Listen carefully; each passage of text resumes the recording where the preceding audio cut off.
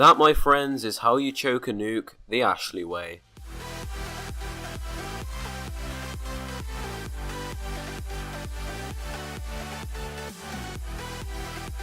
Now today's video, guys, is something a little bit different, and we're going to be talking about Call of Duty 2017 and where I think this is going. But just before I bore the asses off you with complete bullshit, I'd appreciate it if you press the like button and also subscribe if you're new, so you never miss out on any shitty videos like this one, because they're not even good. And yeah, let's get into the video, guys. Peace. Okay, so the Call of Duty franchise is turning into that fat kid at school which gets bullied even when the teachers tell the kids to stop. I hope that crap reference made sense. Anyways, I guess the point I'm trying to make is whatever the hell I say, someone's gonna have a problem with it.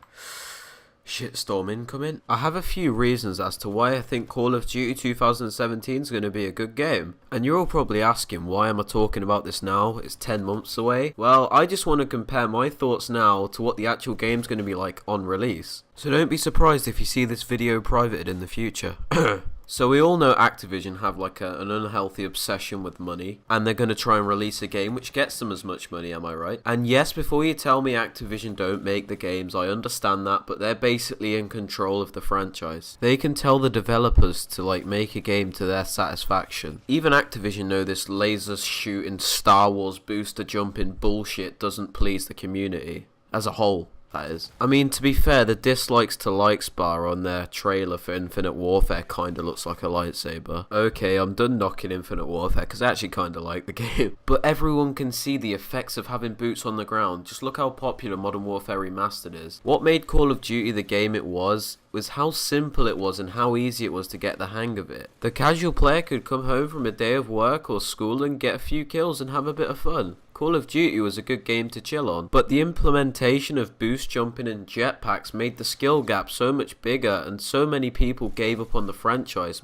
just because it's not the game that it used to be. To be fair to Activision, the COD community are like that child where they want something different, and then when they get it, they don't want it anymore. But this is the year I think they can revive Call of Duty, and I'm going to tell you why. Sledgehammer were the first developers to introduce boost jumping. Because Advanced Warfare was doing so well in the early stages because it was something different, Treyarch and Infinity Ward decided to base their games off that movement system because they thought people liked it. Towards the end of Advanced Warfare's cycle, it started to pick up a lot of hate. And Infinity Ward and Treyarch had based their movement systems off that game, and they were already a year into development, which meant they couldn't really change it. Treyarch decided to tone it down a bit, and I don't know if you can notice, but you can't jump on as many buildings in Black Ops 3 as you can in Advanced Warfare, but the damage was already done. The last 3 years have kind of been like when you're working in groups at school. One group has that idea which they think's really good and begin to develop it, but when it comes to presenting it, it turns out it wasn't good at all and they got criticised for it by the teachers. And the other groups are sat there while the teacher is criticising the first group, and because they're up next, they don't have enough time to change what they've essentially copied. But the reason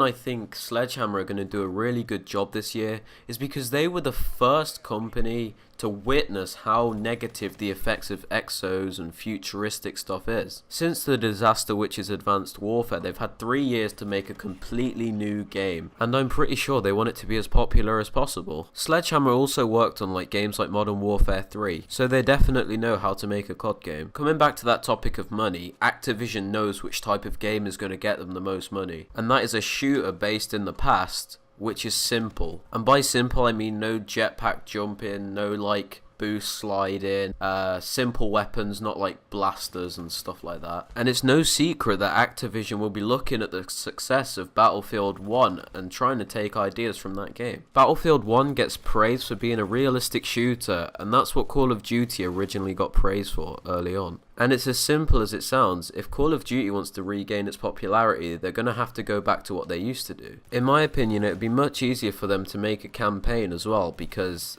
they're basing it on an event that actually happened. Now, this next thing I found does seem a little bit interesting. Let's watch this New Year's video from Sledgehammer Games.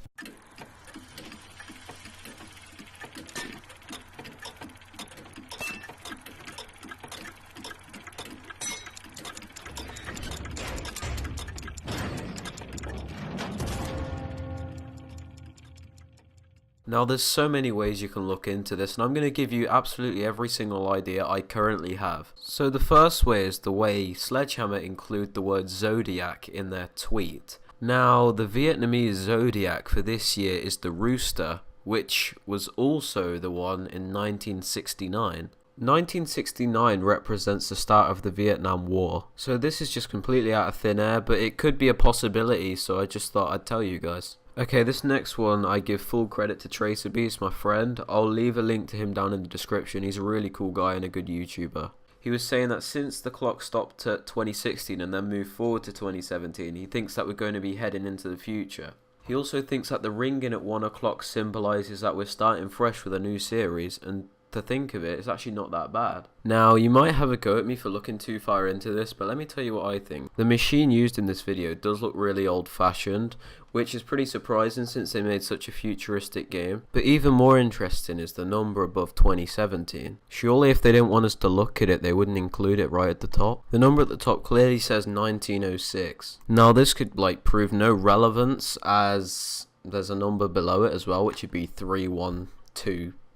But I feel like Sledgehammer have been constantly teasing people that they might be hinting at an old style game. Furthermore, take a look at this tweet from Michael Condrey, the head of Sledgehammer Games. Now, Sledgehammer did this competition where people had to design the best card for a Merry Christmas and a Happy New Year. Now, you'll see the gun in the image is a Colt M1911. Now, the M1911 is a pistol that was in use from 1911 and is still in use now in some parts. What interests me about this image is that they had a lot of entries for this, and they picked one with a Colt M1911 on. And that's a gun which basically contradicts everything Sledgehammer are known for. You can argue that Sledgehammer did implement an M1911 into supply drops, but that just doesn't seem right for me. I'm sure they'd have picked like a futuristic gun if that's where they were heading next. Now, I could be wrong with what I just said, but what interests me more than anything is the way Michael Condrey has worded this. It says, "Merry Christmas everyone, hope your day is joyous. Did you see our Sledgehammer Games card? Now, can you unsee our runner-up?" Now, I'm not accusing you guys of not being able to read, but that last sentence really gets me. Now, can you unsee our runner-up? The way I interpret that last sentence, you might interpret it in a different way,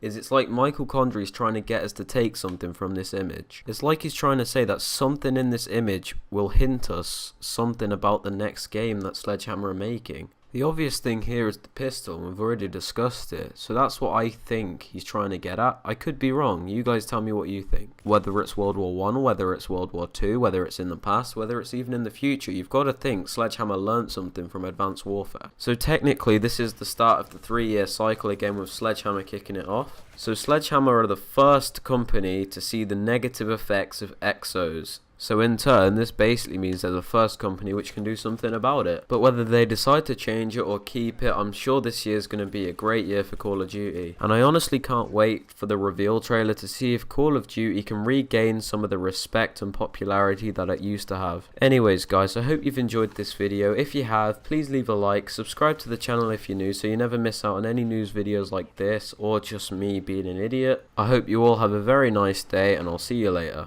Peace.